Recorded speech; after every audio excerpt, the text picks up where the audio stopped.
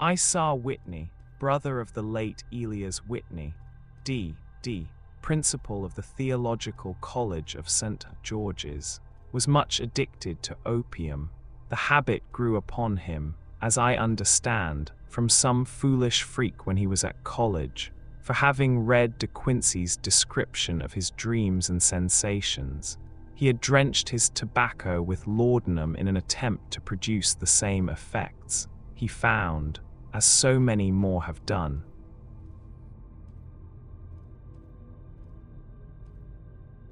that the practice is easier to attain than to get rid of, and for many years he continued to be a slave to the drug, an object of mingled horror and pity to his friends and relatives.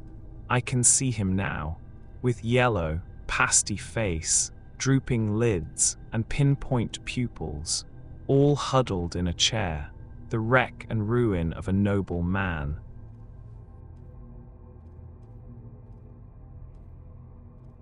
One night, it was in June, '89, there came a ring to my bell, about the hour when a man gives his first yawn and glances at the clock. I sat up in my chair, and my wife laid her needlework down in her lap and made a little face of disappointment.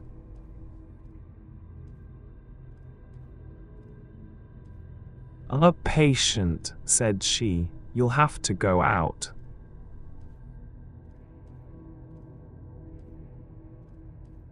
I groaned, for I was newly come back from a weary day.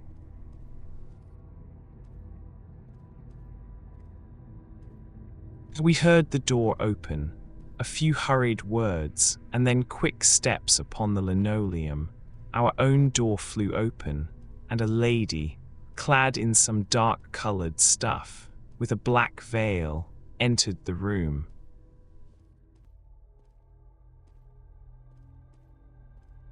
"You will excuse my calling so late," she began, and then, suddenly losing her self-control, she ran forward, threw her arms about my wife's neck, and sobbed upon her shoulder.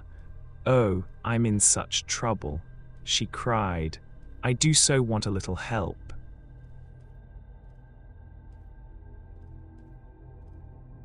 "Why," said my wife, pulling up her veil, "it is Kate Whitney. How you startled me. Kate, I had not an idea who you were when you came in."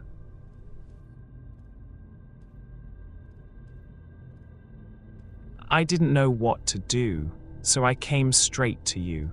That was always the way. Folk who were in grief came to my wife like birds to a lighthouse."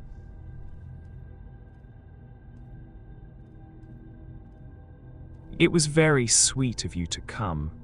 Now, you must have some wine and water, and sit here comfortably and tell us all about it. Or should you rather that I sent James off to bed?"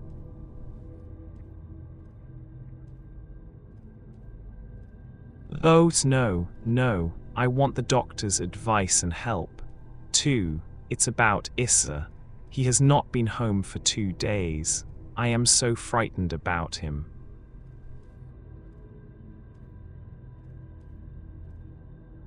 It was not the first time that she had spoken to us of her husband's trouble, to me as a doctor, to my wife as an old friend and school companion. We soothed and comforted her by such words as we could find. Did she know where her husband was? Was it possible that we could bring him back to her?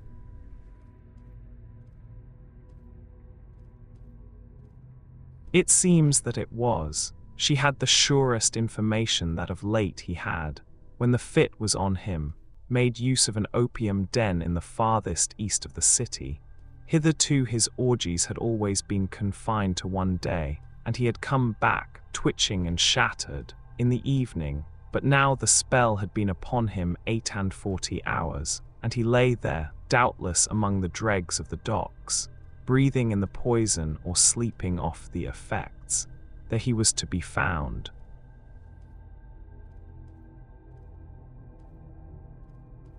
As she was sure of it, at the Bar of Gold, in Upper Swandam Lane, But what was she to do? How could she, a young and timid woman, make her way into such a place and pluck her husband out from among the ruffians who surrounded him?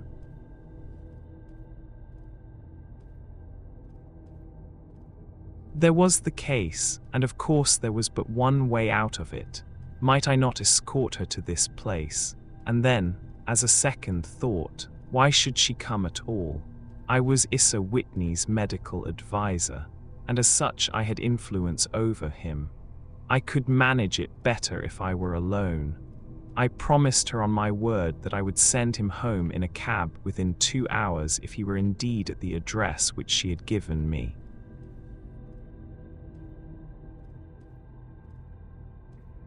And so in 10 minutes I had left my armchair and cheery sitting room behind me, and was speeding eastward in a hansom on a strange errand, as it seemed to me at the time, though the future only could show how strange it was to be.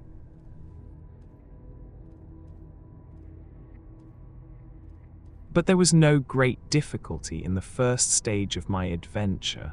Upper Swandam Lane is a vile alley lurking behind the high wharves which line the north side of the river to the east of London Bridge, between a slop shop and a gin shop, approached by a steep flight of steps leading down to a black gap like the mouth of a cave. I found the den of which I was in search. Ordering my cab to wait, I passed down the steps, worn hollow in the centre by the ceaseless tread of drunken feet.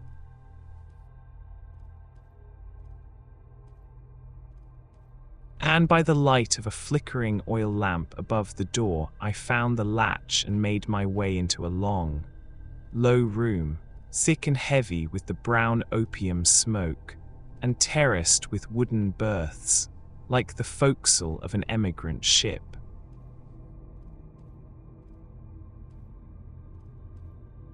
Through the gloom one could dimly catch a glimpse of bodies lying in strange, fantastic poses.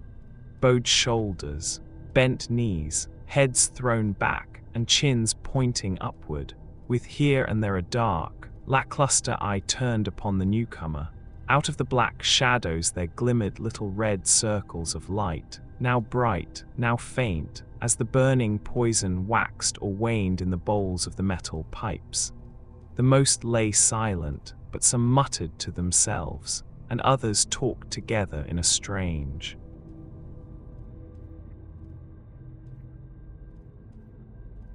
low, monotonous voice, their conversation coming in gushes, and then suddenly tailing off into silence, each mumbling out his own thoughts and paying little heed to the words of his neighbour. At the farther end was a small brazier of burning charcoal, beside which on a 3-legged wooden stool there sat a tall, thin old man, with his jaw resting upon his 2 fists, and his elbows upon his knees, staring into the fire.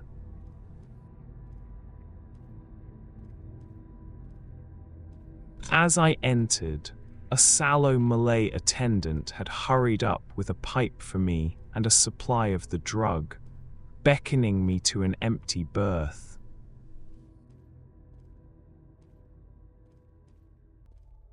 "Thank you, I have not come to stay," said I. "There is a friend of mine here, Mr. Issa Whitney, and I wish to speak with him."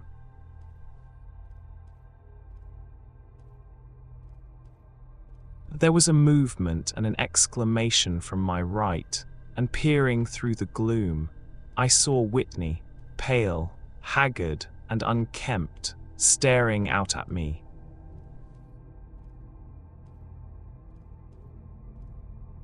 "My God, it's Watson," said he.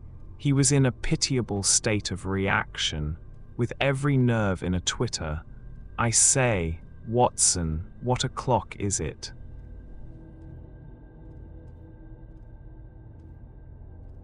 "It's nearly 11.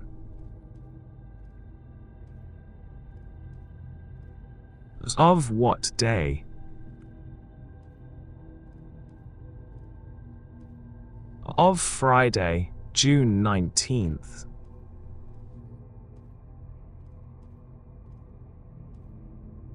Good heavens, I thought it was Wednesday. It is Wednesday. What do you want to frighten a chap for? He sank his face onto his arms and began to sob in a high treble key.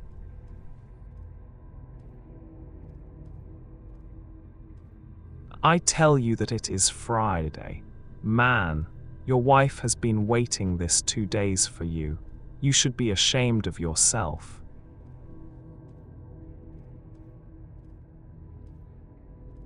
So I am, but you've got mixed, Watson, for I have only been here a few hours. 3 pipes, 4 pipes, I forget how many, but I'll go home with you. I wouldn't frighten Kate, poor little Kate. Give me your hand. Have you a cab?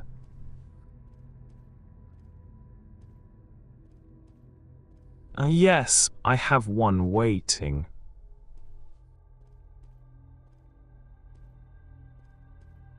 Then I shall go in it, but I must owe something. Find what I owe. Watson, I am all off color. I can do nothing for myself.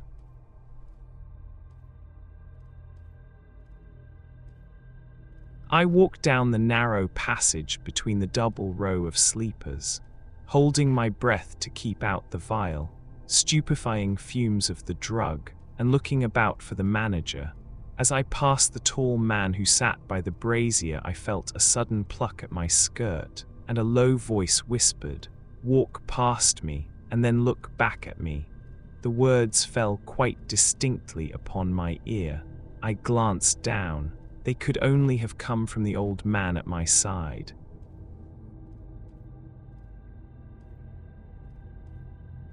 And yet he sat now as absorbed as ever, very thin, very wrinkled, bent with age, an opium pipe dangling down from between his knees, as though it had dropped in sheer lassitude from his fingers. I took 2 steps forward and looked back. It took all my self-control to prevent me from breaking out into a cry of astonishment. He had turned his back so that none could see him but I. His form had filled out. His wrinkles were gone. The dull eyes had regained their fire.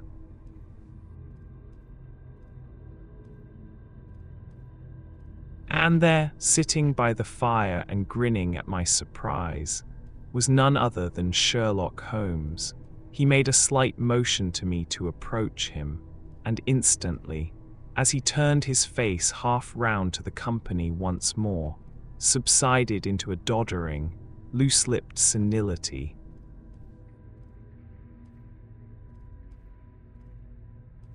Holmes," I whispered, "what on earth are you doing in this den?"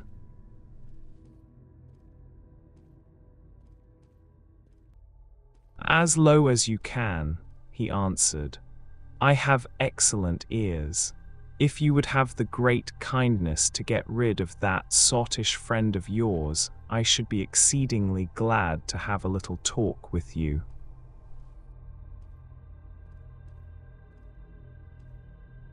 "I have a cab outside."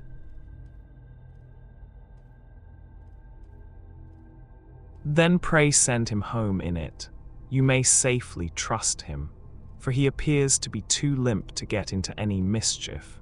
I should recommend you also to send a note by the cabman to your wife to say that you have thrown in your lot with me. If you will wait outside, I shall be with you in 5 minutes.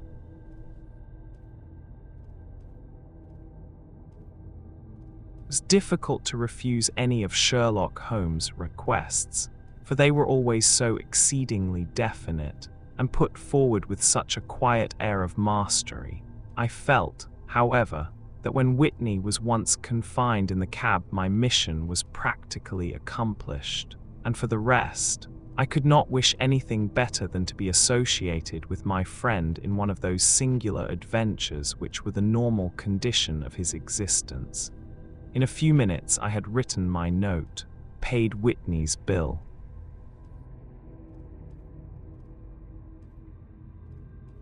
I led him out to the cab and seen him driven through the darkness. In a very short time a decrepit figure had emerged from the opium den. and I was walking down the street with Sherlock Holmes. For 2 streets he shuffled along with a bent back and an uncertain foot. Then, glancing quickly round, he straightened himself out and burst into a hearty fit of laughter.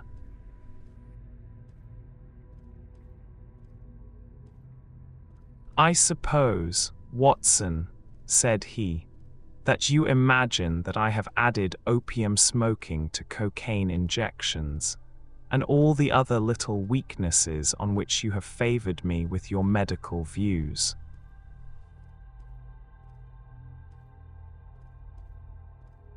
I was certainly surprised to find you there.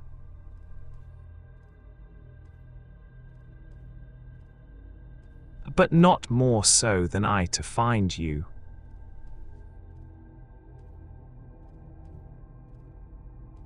I came to find a friend.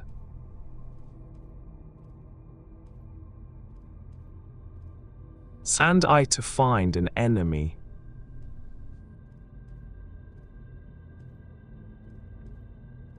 An enemy.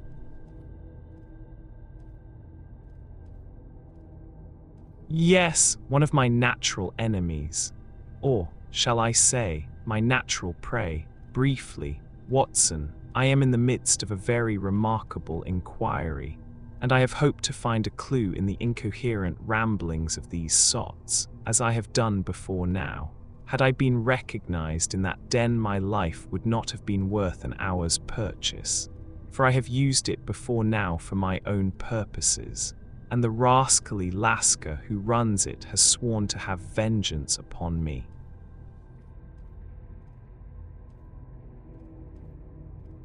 There is a trapdoor at the back of that building, near the corner of Paul's Wharf, which could tell some strange tales of what has passed through it upon the moonless nights.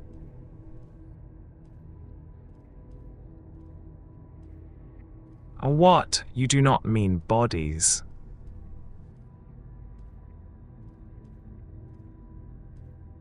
Aye, bodies, Watson. We should be rich men if we had 1,000 for every poor devil who has been done to death in that den. It is the vilest murder trap on the whole riverside, and I fear that Neville sent. Clare has entered it never to leave it more, but our trap should be here. He put his 2 forefingers between his teeth and whistled shrilly a signal, which was answered by a similar whistle from the distance.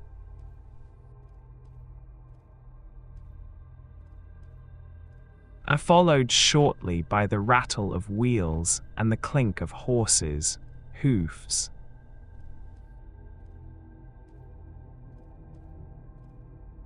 "Now, Watson," said Holmes, as a tall dogcart dashed up through the gloom, throwing out 2 golden tunnels of yellow light from its side lanterns. "You'll come with me, won't you?"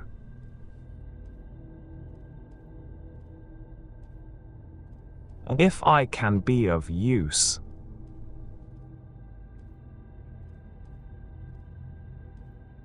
"Oh, a trusty comrade is always of use, and a chronicler still more so. My room at the Cedars is a double-bedded one."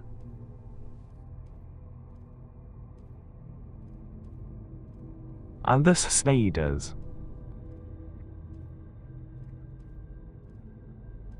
"Yes, that is Mr. Sant, Clare's house. I am staying there while I conduct the inquiry."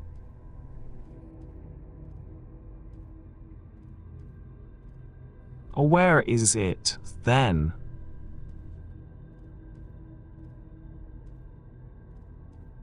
"Near Leigh, in Kent. We have a 7-mile drive before us."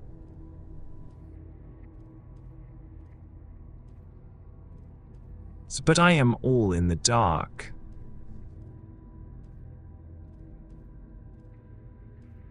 "So of course you are. You'll know all about it presently. Jump up here." "All right, John, we shall not need you. Here's £0.50. Look out for me tomorrow. About 11. Give her her head, so long. Then,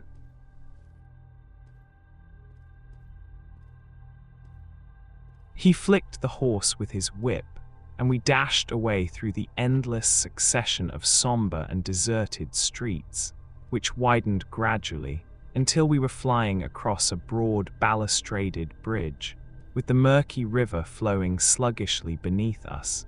Beyond lay another dull wilderness of bricks and mortar, its silence broken only by the heavy, regular footfall of the policeman, or the songs and shouts of some belated party of revelers. A dull rack was drifting slowly across the sky.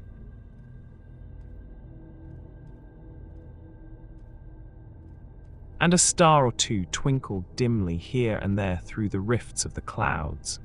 Holmes drove in silence, with his head sunk upon his breast, and the air of a man who is lost in thought, while I sat beside him, curious to learn what this new quest might be which seemed to tax his powers so sorely, and yet afraid to break in upon the current of his thoughts.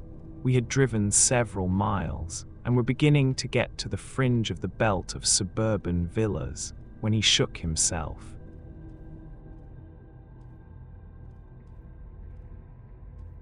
I shrugged his shoulders, and lit up his pipe with the air of a man who has satisfied himself that he is acting for the best.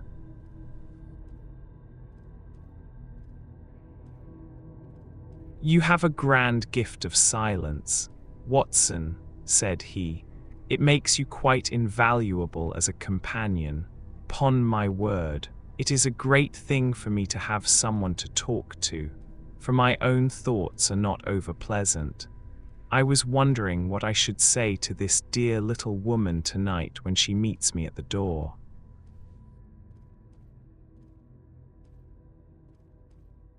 "You forget that I know nothing about it."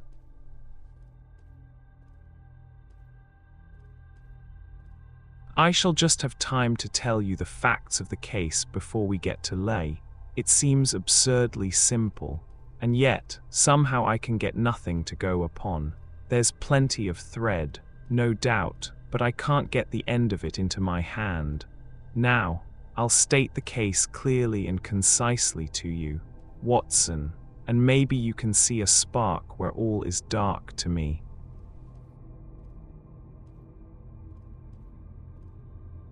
"I'll proceed, then."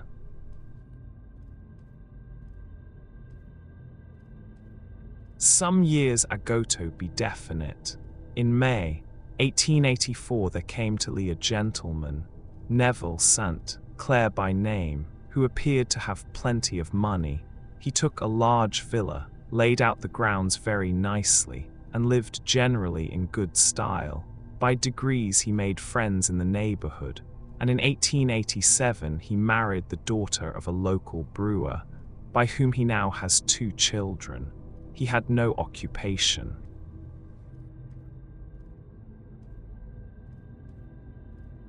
But was interested in several companies and went into town as a rule in the morning, returning by the 5:14 from Cannon Street every night. Mr. St. Clair is now 37 years of age, is a man of temperate habits, a good husband, a very affectionate father, and a man who is popular with all who know him. I may add that his whole debts at the present moment, as far as we have been able to ascertain, amount to 8810s.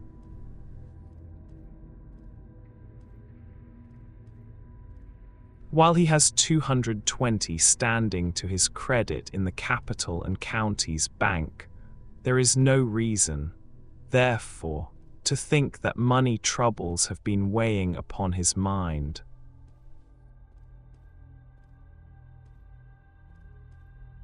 Last Monday, Mr.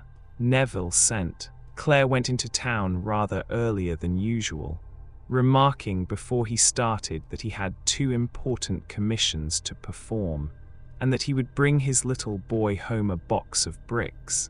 Now, by the merest chance, his wife received a telegram upon this same Monday, very shortly after his departure.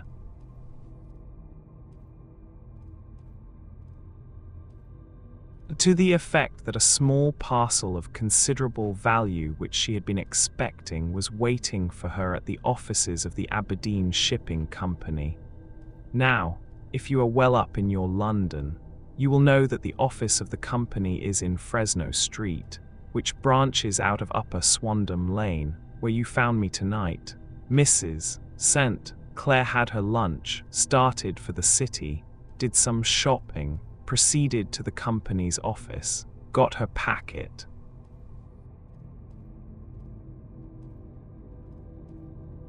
and found herself at exactly 4:35 walking through Swandam Lane on her way back to the station. Have you followed me so far?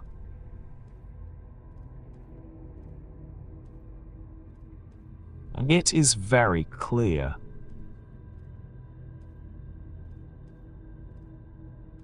If you remember, Monday was an exceedingly hot day, and Mrs. St. Clair walked slowly, glancing about in the hope of seeing a cab, as she did not like the neighborhood in which she found herself. While she was walking in this way down Swandam Lane, she suddenly heard an ejaculation or cry, and was struck cold to see her husband looking down at her and, as it seemed to her, beckoning to her from a second-floor window. The window was open.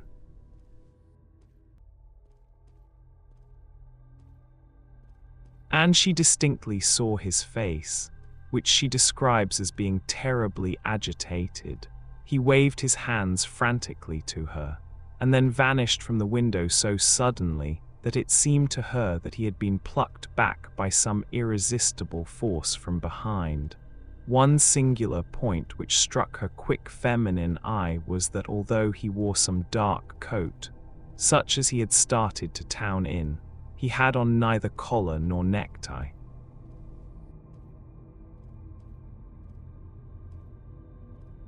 Convinced that something was amiss with him, she rushed down the steps, for the house was none other than the opium den in which you found me tonight, and, running through the front room, she attempted to ascend the stairs which led to the first floor.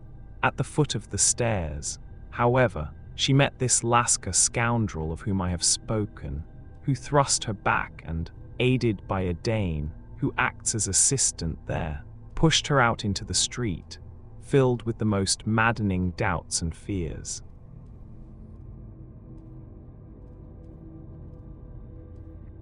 As she rushed down the lane and, by rare good fortune, met in Fresno Street a number of constables with an inspector, all on their way to their beat. The inspector and two men accompanied her back, and in spite of the continued resistance of the proprietor, they made their way to the room in which Mr. St. Clair had last been seen. There was no sign of him there. In fact, in the whole of that floor there was no one to be found save a crippled wretch of hideous aspect, who,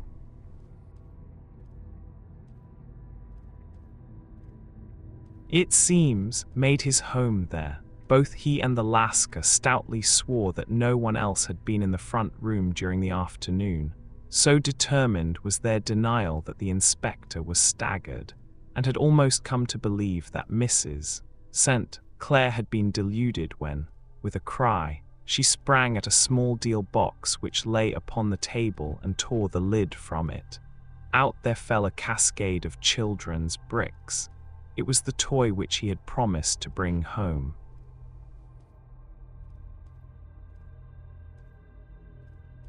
This discovery, and the evident confusion which the cripple showed, made the inspector realize that the matter was serious. The rooms were carefully examined, and results all pointed to an abominable crime. The front room was plainly furnished as a sitting room and led into a small bedroom, which looked out upon the back of one of the wharves. Between the wharf and the bedroom window is a narrow strip,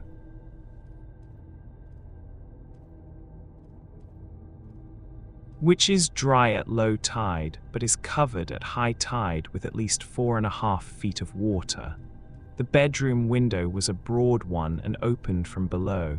On examination, traces of blood were to be seen upon the windowsill, and several scattered drops were visible upon the wooden floor of the bedroom.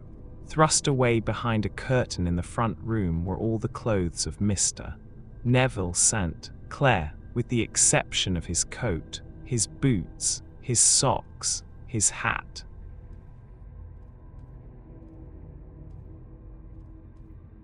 And his watch-all were there.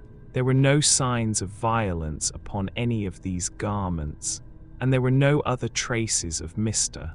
Neville St. Clair.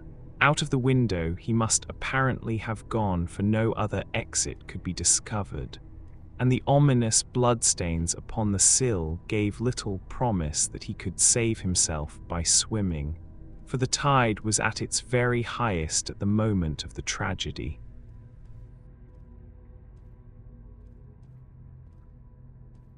And now as to the villains who seemed to be immediately implicated in the matter. The Lascar was known to be a man of the vilest antecedents, but as, by Mrs. St. Clair's story, he was known to have been at the foot of the stair within a very few seconds of her husband's appearance at the window, he could hardly have been more than an accessory to the crime.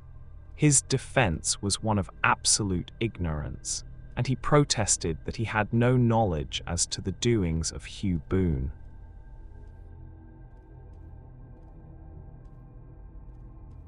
His lodger, and that he could not account in any way for the presence of the missing gentleman's clothes.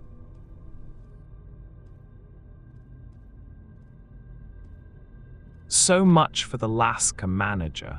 Now for the sinister cripple who lives upon the second floor of the opium den, and who was certainly the last human being whose eyes rested upon Neville St. Clair. His name is Hugh Boone, and his hideous face is one which is familiar to every man who goes much to the city. He is a professional beggar, though in order to avoid the police regulations he pretends to a small trade in wax vestas, some little distance down Threadneedle Street.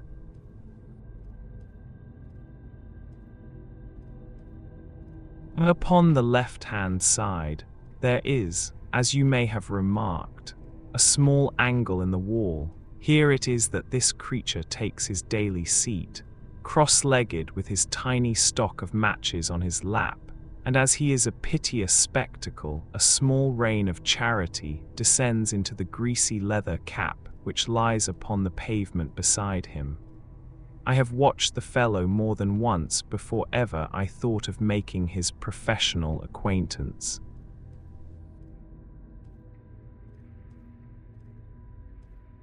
And I have been surprised at the harvest which he has reaped in a short time. His appearance, you see, is so remarkable that no one can pass him without observing him.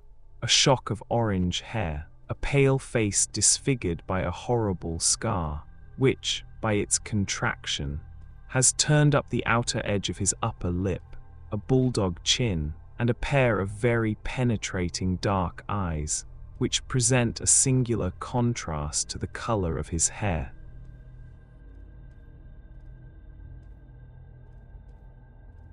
All mark him out from amid the common crowd of mendicants, and so, too, does his wit, for he is ever ready with a reply to any piece of chaff which may be thrown at him by the passers-by. This is the man whom we now learn to have been the lodger at the opium den, and to have been the last man to see the gentleman of whom we are in quest.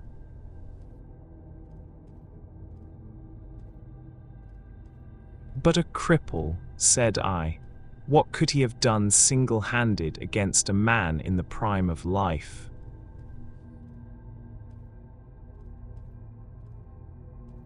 He is a cripple in the sense that he walks with a limp, but in other respects he appears to be a powerful and well-nurtured man.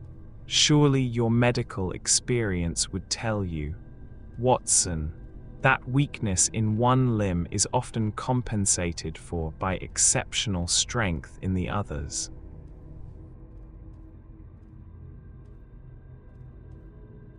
Pray continue your narrative.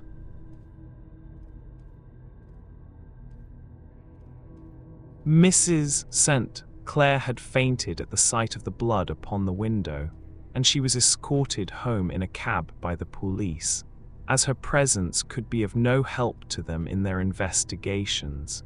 Inspector Barton, who had charge of the case, made a very careful examination of the premises, but without finding anything which threw any light upon the matter. One mistake had been made in not arresting Boone instantly.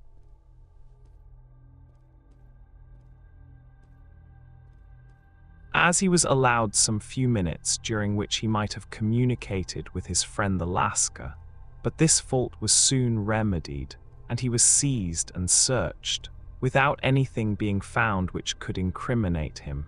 There were, it is true, some bloodstains upon his right shirt sleeve, but he pointed to his ring finger, which had been cut near the nail, and explained that the bleeding came from there, adding that he had been to the window not long before.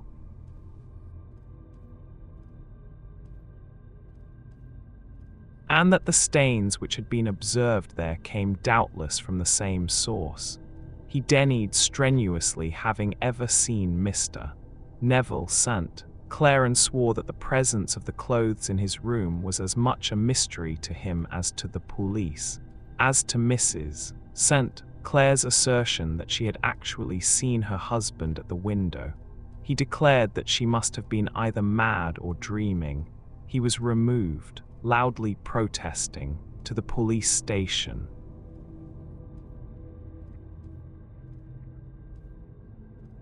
While the inspector remained upon the premises in the hope that the ebbing tide might afford some fresh clue.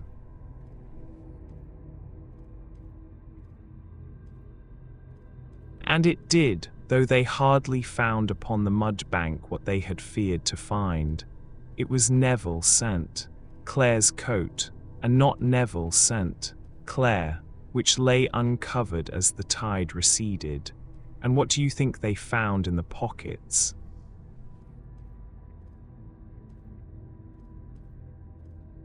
I cannot imagine.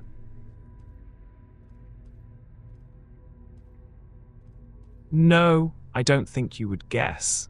Every pocket stuffed with pennies and half pennies, for 21 pennies and 270 half pennies.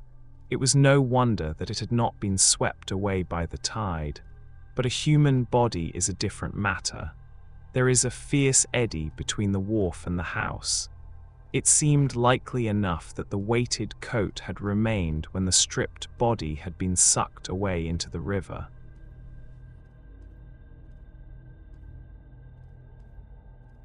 But I understand that all the other clothes were found in the room. Would the body be dressed in a coat alone?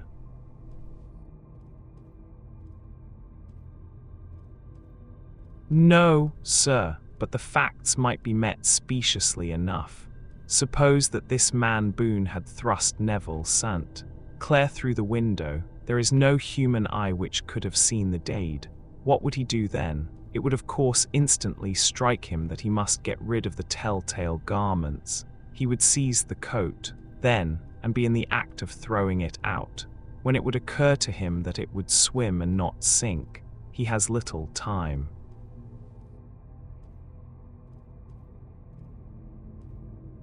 For he has heard the scuffle downstairs when the wife tried to force her way up, and perhaps he has already heard from his Lascar confederate that the police are hurrying up the street. There is not an instant to be lost. He rushes to some secret hoard, where he has accumulated the fruits of his beggary, and he stuffs all the coins upon which he can lay his hands into the pockets to make sure of the coat's sinking. He throws it out.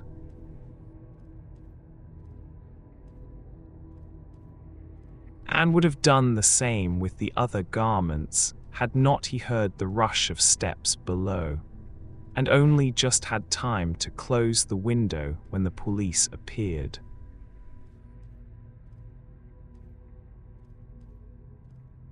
It certainly sounds feasible.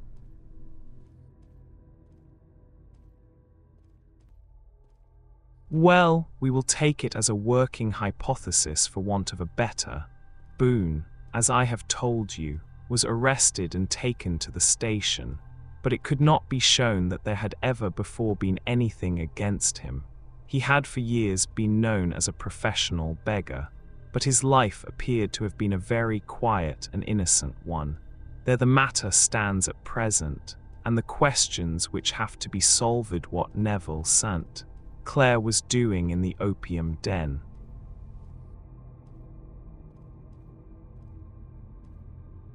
What happened to him when there? Where is he now? And what Hugh Boone had to do with his disappearance here, all as far from a solution as ever. I confess that I cannot recall any case within my experience which looked at the first glance so simple, and yet which presented such difficulties.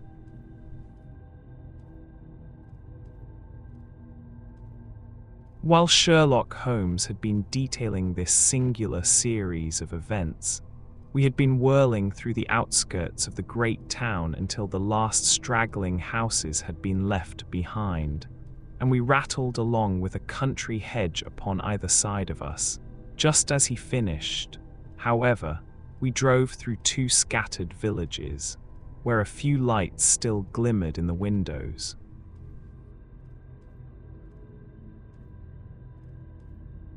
"We are on the outskirts of Leigh," said my companion.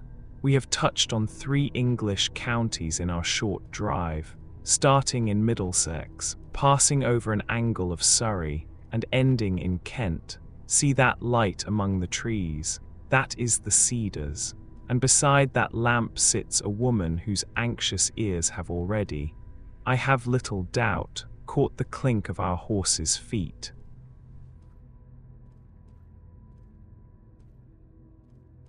"But why are you not conducting the case from Baker Street?" I asked.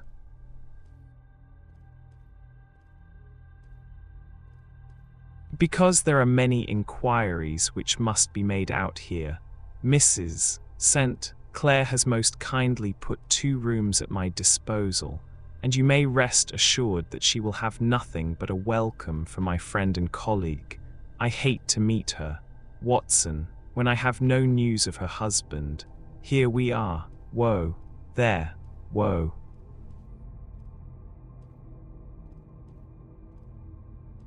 We had pulled up in front of a large villa which stood within its own grounds.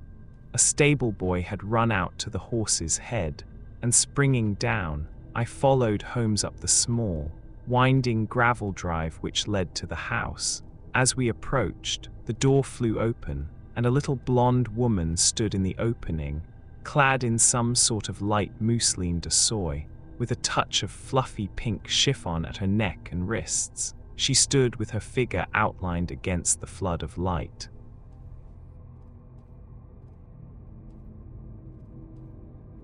One hand upon the door, one half raised in her eagerness, her body slightly bent, her head and face protruded, with eager eyes and parted lips, a standing question.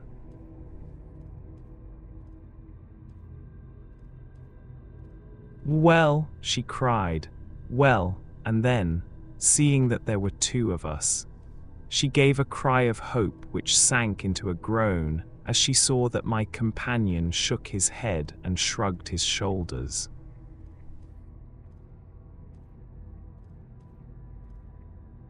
"No good news."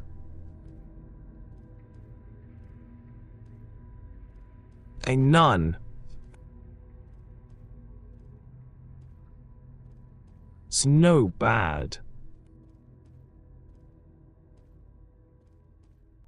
"'S no." "Thank God for that, but come in. You must be weary, for you have had a long day."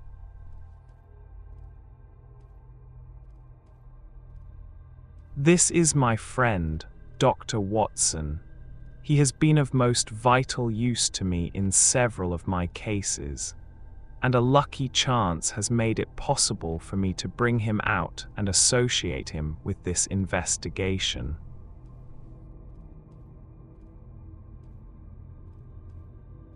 I am delighted to see you, said she, pressing my hand warmly. You will, I am sure, forgive anything that may be wanting in our arrangements, when you consider the blow which has come so suddenly upon us.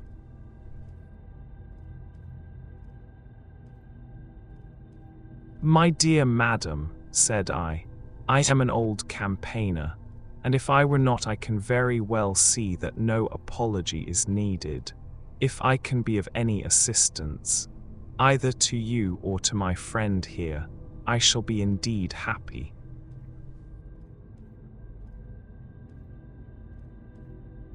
Now, Mr. Sherlock Holmes, said the lady as we entered a well-lit dining room, upon the table of which a cold supper had been laid out, I should very much like to ask you one or two plain questions, to which I beg that you will give a plain answer.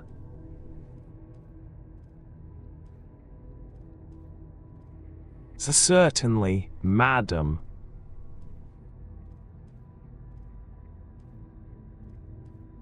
Do not trouble about my feelings. I am not hysterical, nor given to fainting. I simply wish to hear your real opinion.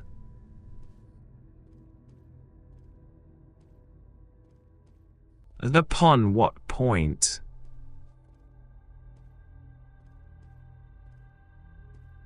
In your heart of hearts, do you think that Neville is alive?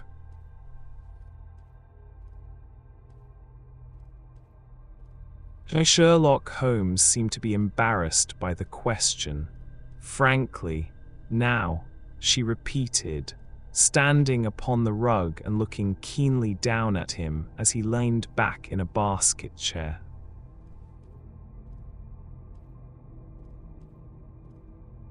Frankly, then, madam, I do not.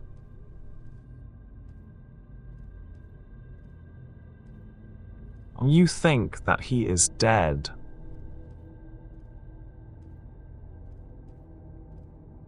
I do.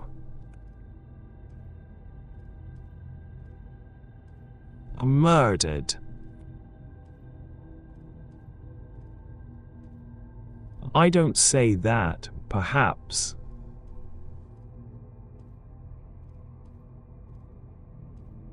And on what day did he meet his death?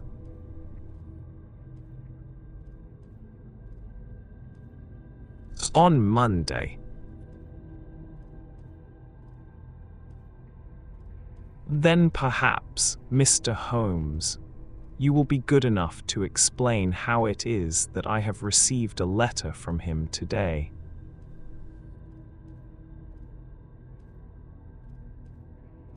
Sherlock Holmes sprang out of his chair as if he had been galvanized.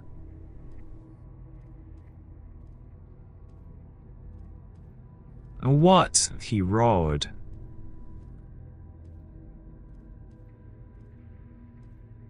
Yes, today. She stood smiling, holding up a little slip of paper in the air.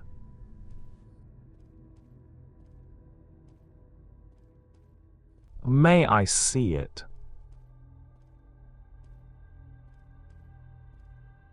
Certainly.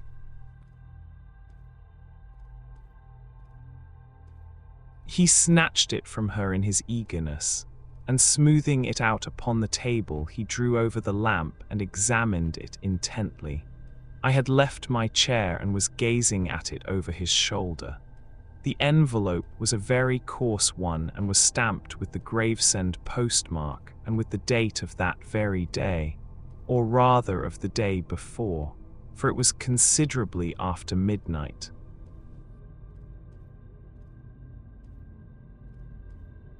A coarse writing, murmured Holmes. Surely this is not your husband's writing, madam.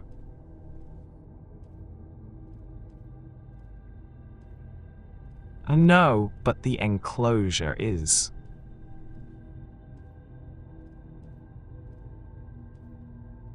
I perceive also that whoever addressed the envelope had to go and inquire as to the address.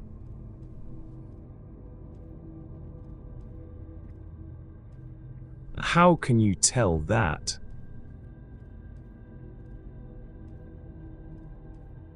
The name, you see, is in perfectly black ink, which has dried itself. The rest is of the grayish color, which shows that blotting paper has been used. If it had been written straight off and then blotted, none would be of a deep black shade. This man has written the name, and there has then been a pause before he wrote the address, which can only mean that he was not familiar with it. It is, of course, a trifle, but there is nothing so important as trifles.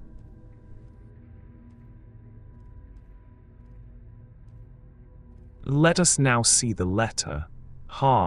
There has been an enclosure here.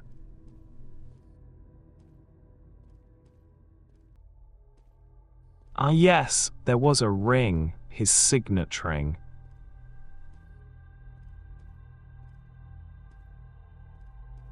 And you are sure that this is your husband's hand?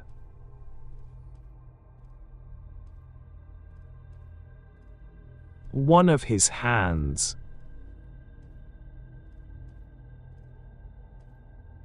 One.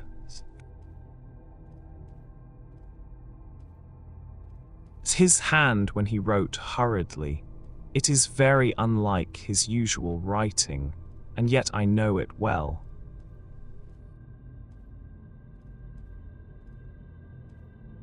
Dearest, do not be frightened. All will come well. There is a huge error which it may take some little time to rectify. Wait in patience. Nevill, written in pencil upon the flyleaf of a book, octavo size, no watermark. Posted today in Gravesend by a man with a dirty thumb. And the flap has been gummed, if I am not very much in error, by a person who had been chewing tobacco. And you have no doubt that it is your husband's hand, madam.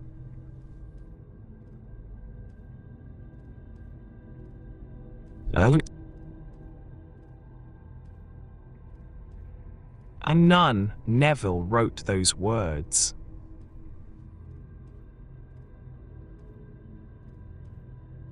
And they were posted today at Gravesend. Well, Mrs. St. Clair, the clouds lighten, though I should not venture to say that the danger is over.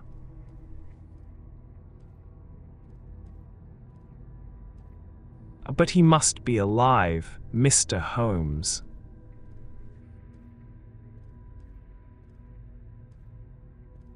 Unless this is a clever forgery to put us on the wrong scent. The ring, after all, proves nothing. It may have been taken from him.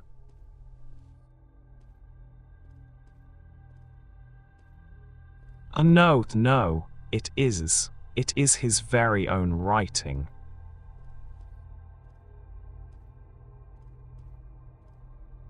Very well, it may, however, have been written on Monday and only posted today.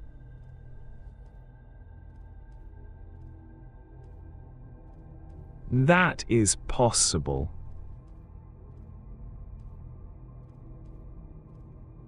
If so, much may have happened between.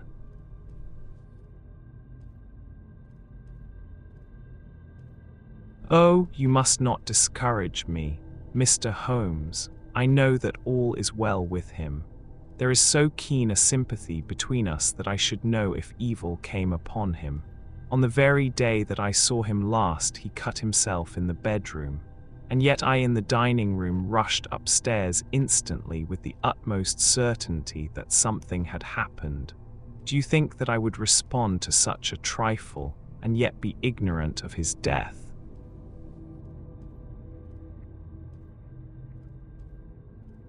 I have seen too much not to know that the impression of a woman may be more valuable than the conclusion of an analytical reasoner. And in this letter, you certainly have a very strong piece of evidence to corroborate your view. But if your husband is alive and able to write letters, Why should he remain away from you?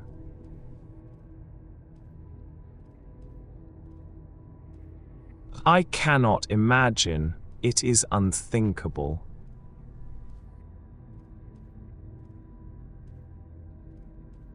And on Monday, he made no remarks before leaving you.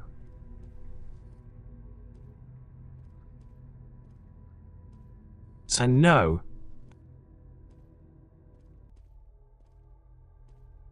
And you were surprised to see him in Swandam Lane.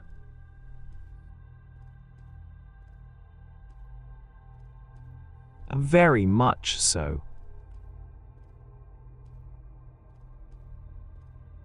Was the window open?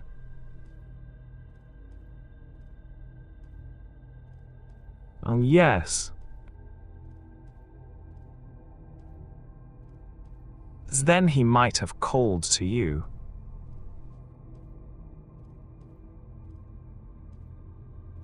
He might.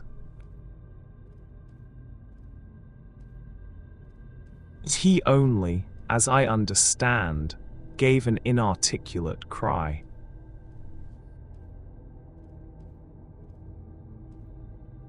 Oh, yes. A call for help, you thought.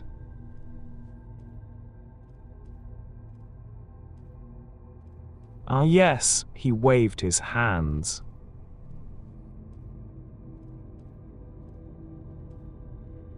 But it might have been a cry of surprise.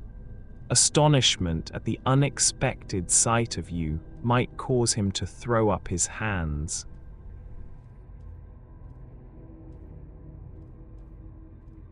It is possible.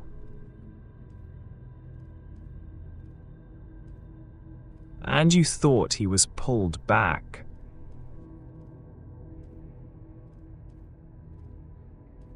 He disappeared so suddenly.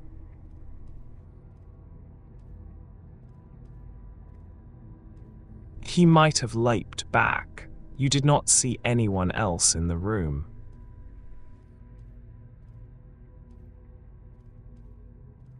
No, but this horrible man confessed to having been there, and the Lascar was at the foot of the stairs.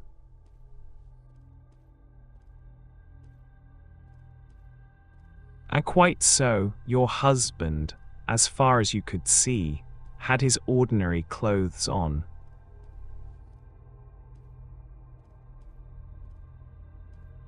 But without his collar or tie, I distinctly saw his bare throat.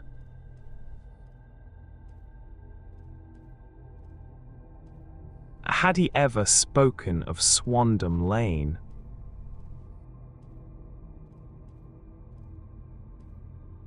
Never. Had he ever showed any signs of having taken opium?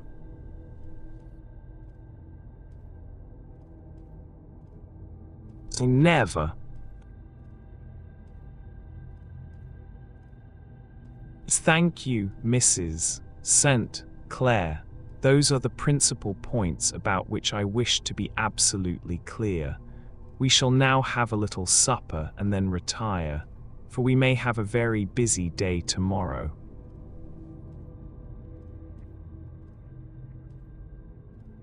A large and comfortable double-bedded room had been placed at our disposal, and I was quickly between the sheets, for I was weary after my night of adventure. Sherlock Holmes was a man, however, who, when he had an unsolved problem upon his mind, would go for days, and even for a week, without rest, turning it over, rearranging his facts, looking at it from every point of view until he had either fathomed it or convinced himself that his data were insufficient.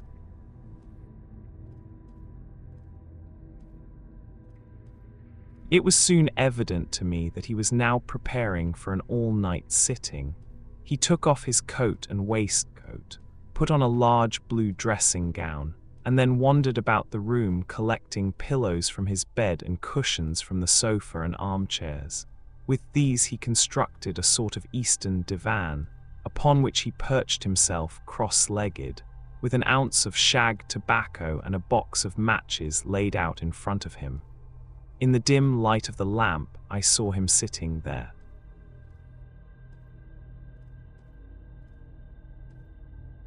An old briar pipe between his lips, his eyes fixed vacantly upon the corner of the ceiling, the blue smoke curling up from him, silent, motionless, with the light shining upon his strong-set aquiline features.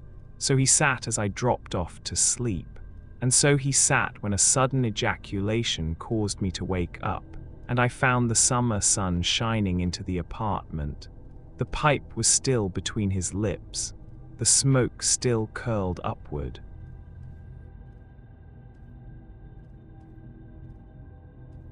And the room was full of a dense tobacco haze, but nothing remained of the heap of shag which I had seen upon the previous night.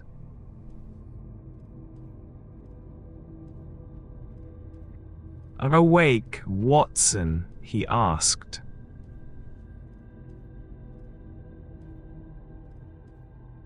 "Oh, yes." "Game for a morning drive."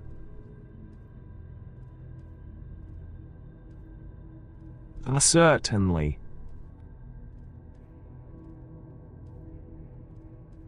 "Then dress. No one is stirring yet, but I know where the stable boy sleeps, and we shall soon have the trap out." He chuckled to himself as he spoke. His eyes twinkled, and he seemed a different man to the somber thinker of the previous night.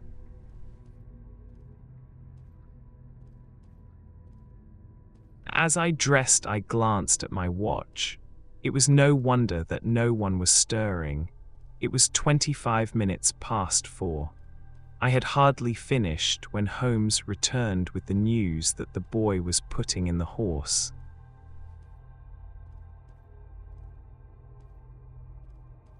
"I want to test a little theory of mine," said he, pulling on his boots. "I think, Watson, that you are now standing in the presence of one of the most absolute fools in Europe. I deserve to be kicked from here to Charing Cross, but I think I have the key of the affair now."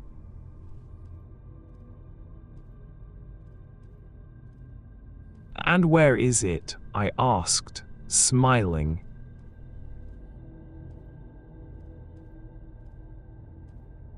"It's in the bathroom," he answered.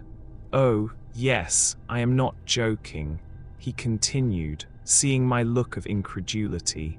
"I have just been there, and I have taken it out, and I have got it in this Gladstone bag.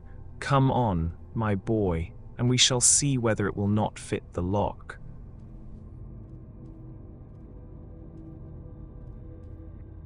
We made our way downstairs as quietly as possible, and out into the bright morning sunshine. In the road stood our horse and trap, with the half-clad stable boy waiting at the head. We both sprang in, and away we dashed down the London road. A few country carts were stirring, bearing in vegetables to the metropolis, but the lines of villas on either side were as silent and lifeless as some city in a dream.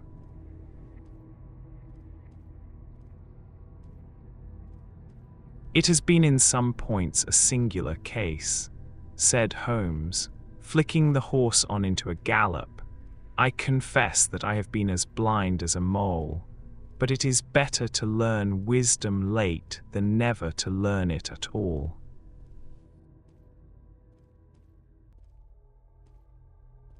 In town, the earliest risers were just beginning to look sleepily from their windows as we drove through the streets of the Surrey side. Passing down the Waterloo Bridge Road, we crossed over the river, and dashing up Wellington Street, wheeled sharply to the right and found ourselves in Bow Street. Sherlock Holmes was well known to the force, and the two constables at the door saluted him. One of them held the horse's head while the other led us in.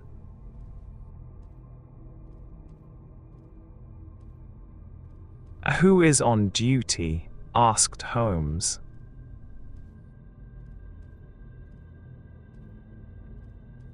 "Inspector Bradstreet, sir."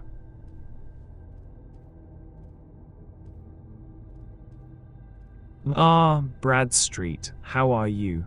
A tall, stout official had come down the stone-flagged passage, in a peaked cap and frogged jacket. "I wish to have a quiet word with you, Bradstreet."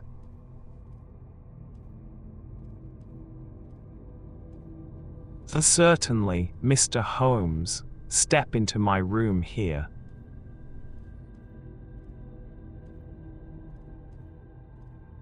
It was a small, office-like room, with a huge ledger upon the table, and a telephone projecting from the wall. The inspector sat down at his desk.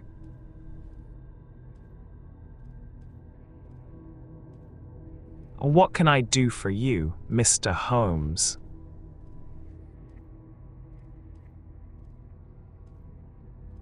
"I called about that beggarman, Buneth, one who was charged with being concerned in the disappearance of Mr.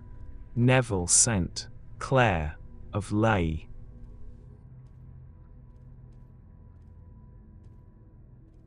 "Yes, he was brought up and remanded for further inquiries."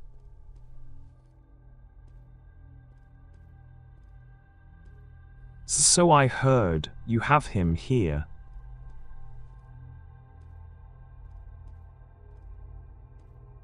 "In the cells."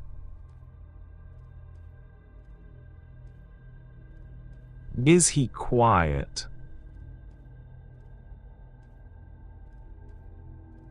"Oh, he gives no trouble, but he is a dirty scoundrel."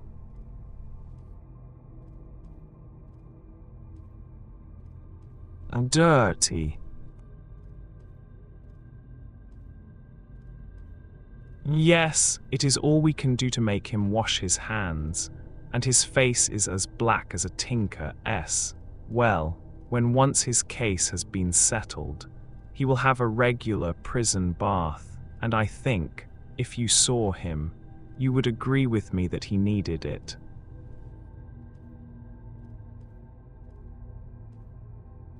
"I should like to see him very much."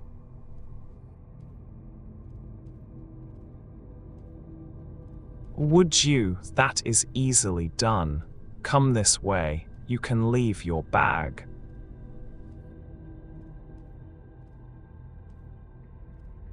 "No, I think that I'll take it."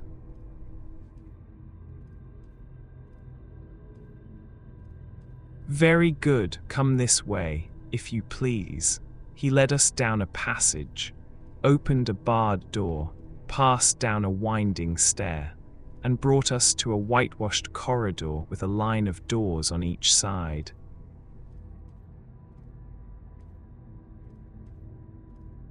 "The third on the right is his," said the inspector.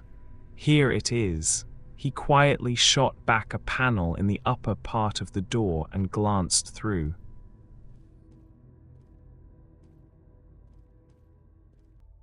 "He is asleep," said he. "You can see him very well."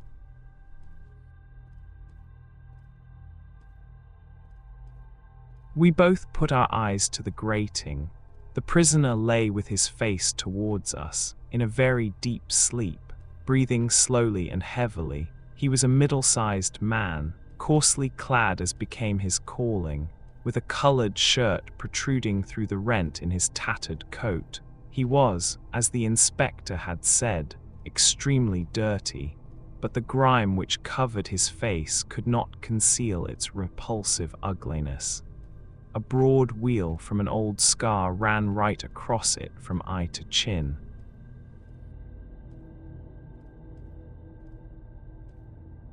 And by its contraction had turned up one side of the upper lip, so that 3 teeth were exposed in a perpetual snarl. A shock of very bright red hair grew low over his eyes and forehead.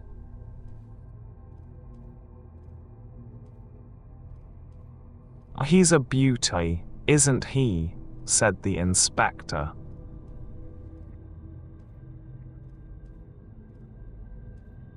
"He certainly needs a wash," remarked Holmes. "I had an idea that he might, and I took the liberty of bringing the tools with me."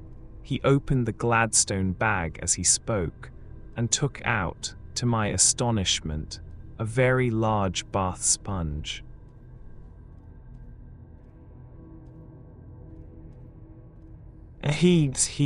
You are a funny one," chuckled the inspector.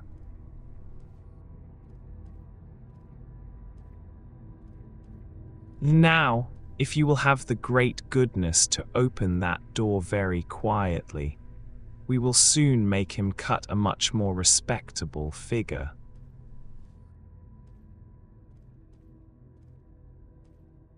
"Well, I don't know why not," said the inspector.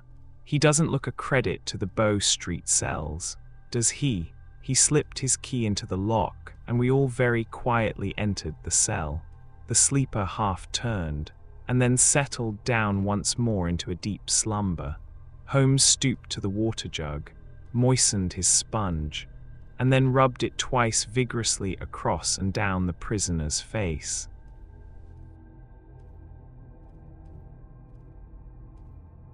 "Let me introduce you," he shouted, "to Mr. Neville St. Clair of Leigh, in the county of Kent."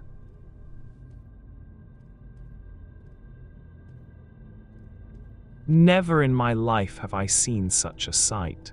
The man's face peeled off under the sponge like the bark from a tree.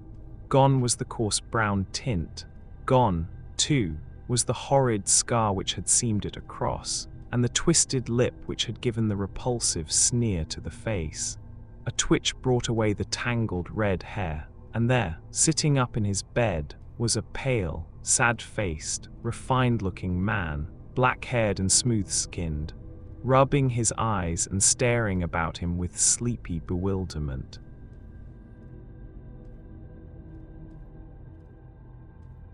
And then suddenly realizing the exposure, he broke into a scream and threw himself down with his face to the pillow.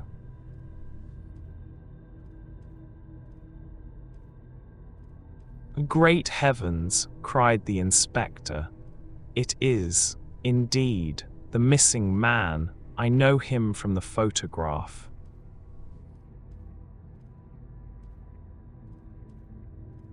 The prisoner turned with the reckless air of a man who abandons himself to his destiny. "Be it so," said he, "and pray what am I charged with?"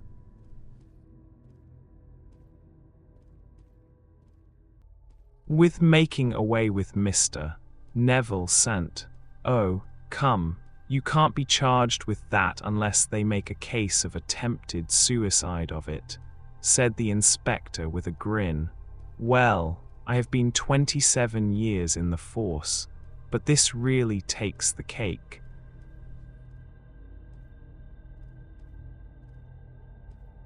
"If I am Mr. Neville St. Clair, then it is obvious that no crime has been committed, and that, therefore, I am illegally detained."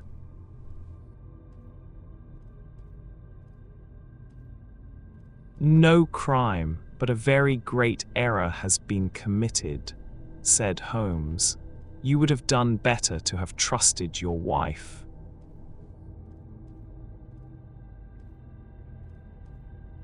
"It was not the wife, it was the children," groaned the prisoner. "God help me, I would not have them ashamed of their father. My God, what an exposure!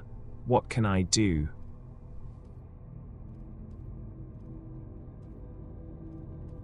Sherlock Holmes sat down beside him on the couch and patted him kindly on the shoulder.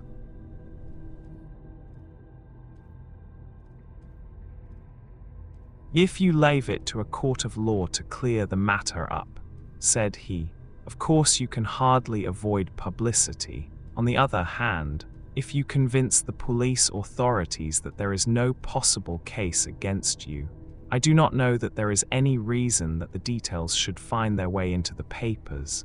Inspector Bradstreet would, I am sure, make notes upon anything which you might tell us and submit it to the proper authorities. The case would then never go into court at all.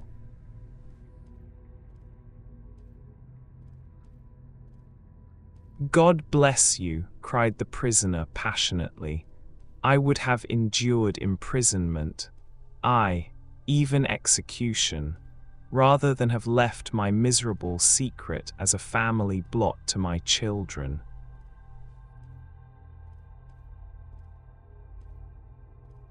You are the first who have ever heard my story. My father was a schoolmaster in Chesterfield, where I received an excellent education. I travelled in my youth, took to the stage, and finally became a reporter on an evening paper in London. One day my editor wished to have a series of articles upon begging in the metropolis, and I volunteered to supply them. There was the point from which all my adventures started.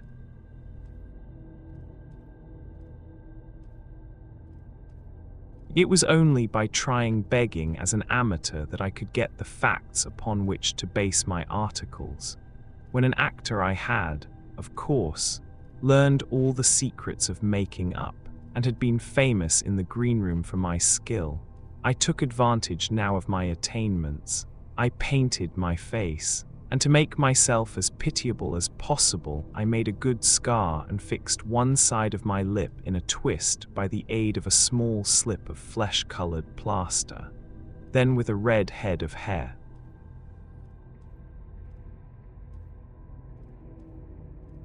And an appropriate dress. I took my station in the business part of the city, ostensibly as a match seller but really as a beggar. For 7 hours I plied my trade, and when I returned home in the evening, I found to my surprise that I had received no less than 26s. 4d.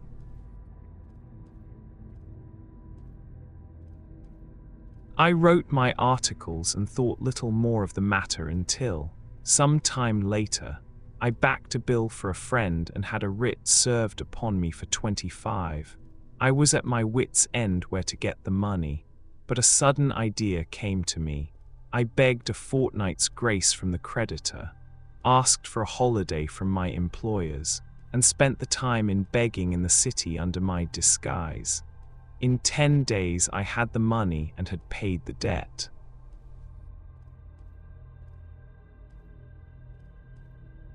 Well, you can imagine how hard it was to settle down to arduous work at 2 a week when I knew that I could earn as much in a day by smearing my face with a little paint, laying my cap on the ground, and sitting still. It was a long fight between my pride and the money, but the dollars won at last, and I threw up reporting and sat day after day in the corner which I had first chosen, inspiring pity by my ghastly face and filling my pockets with coppers.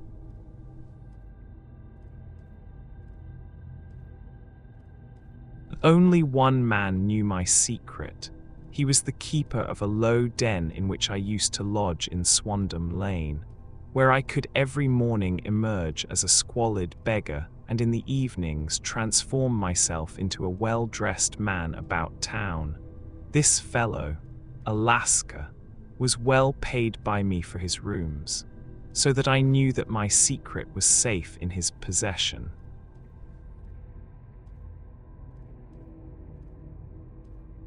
Well, very soon I found that I was saving considerable sums of money.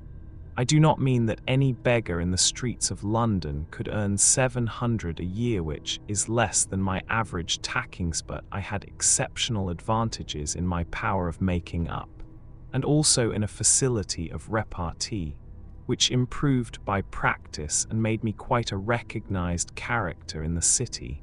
All day a stream of pennies, varied by silver, poured in upon me.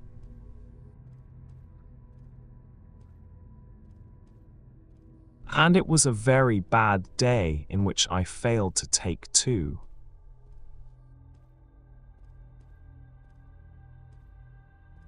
As I grew richer, I grew more ambitious, took a house in the country, and eventually married, without anyone having a suspicion as to my real occupation.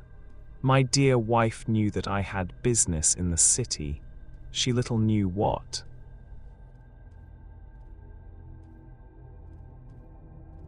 Last Monday I had finished for the day and was dressing in my room above the opium den when I looked out of my window and saw, to my horror and astonishment, that my wife was standing in the street, with her eyes fixed full upon me.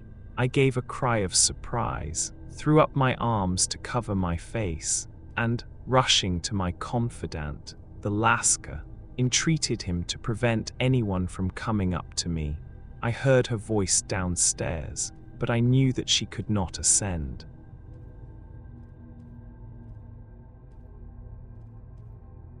Swiftly I threw off my clothes, pulled on those of a beggar, and put on my pigments and wig. Even a wife's eyes could not pierce so complete a disguise. But then it occurred to me that there might be a search in the room, and that the clothes might betray me. I threw open the window, reopening by my violence a small cut which I had inflicted upon myself in the bedroom that morning. Then I seized my coat.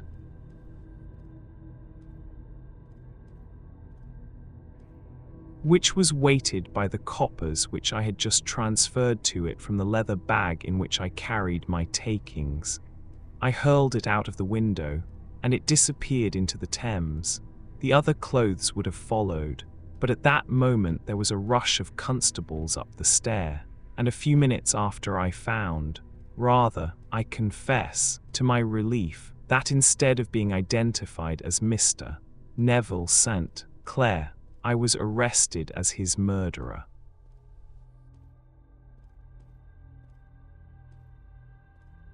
I do not know that there is anything else for me to explain. I was determined to preserve my disguise as long as possible, and hence my preference for a dirty face, knowing that my wife would be terribly anxious. I slipped off my ring and confided it to the Lascar at a moment when no constable was watching me, together with a hurried scrawl, telling her that she had no cause to fear.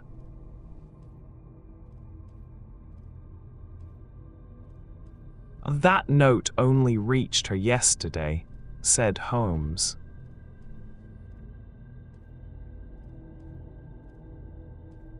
Good God, what a week she must have spent.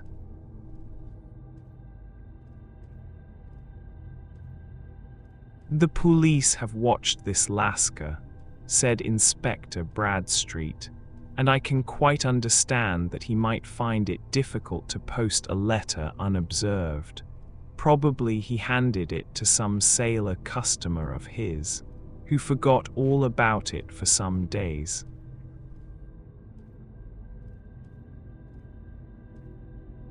That was it, said Holmes, nodding approvingly.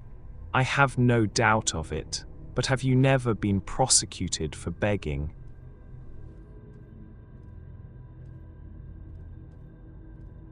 Many times, but what was a fine to me?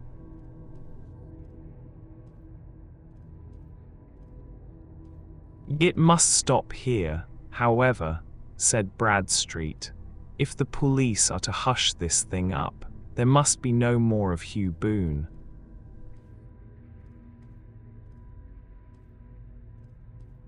I have sworn it by the most solemn oaths which a man can take.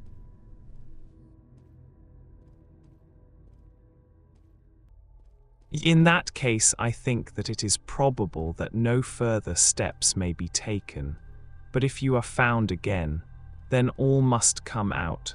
I am sure, Mr. Holmes, that we are very much indebted to you for having cleared the matter up. I wish I knew how you reach your results.